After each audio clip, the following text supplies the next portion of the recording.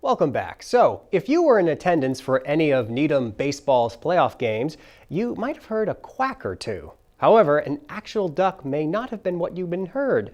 The Rockets carried rubber ducks with them to every game, and it's just a part of the fun that fueled their historic run to a state title. As part of an upcoming Rockets report, Chris Dugan sat down with members of the team to get an inside scoop on their season. And part of that includes how exactly the Ducks theme came about. Here's a little snippet of that conversation.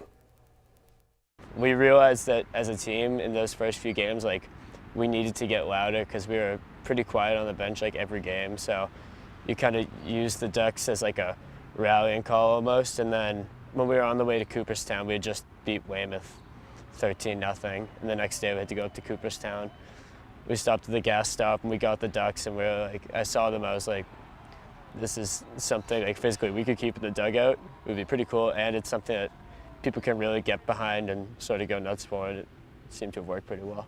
How did that morph even further? Because it's almost like it took a life of its own in the playoffs. It did. I don't know, it just kind of kept going, and then everyone just kind of rallied behind it, and we started quacking every time, and you would just constantly hear from the bench a quack every here and there, and especially when the bases were lower, you would get 3 quacks. Chuck would lead that chant, so it was just a good team kind of connection. Yeah, and then also by the end of the year, we'd normally have kids who weren't playing would be doing the pitch count or keeping the score of the game or whatever it was. And by the end of the year, it was a responsibility for one kid on the bench to have control of the Ducks and set them out and keep watch of them. Yeah. One state championship, 3 sectional titles, and a pair of division titles, the accolades were plentiful for Needham athletics this spring.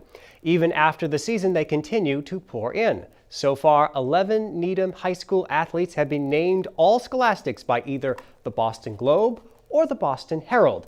That list includes players from 7 different varsity sports.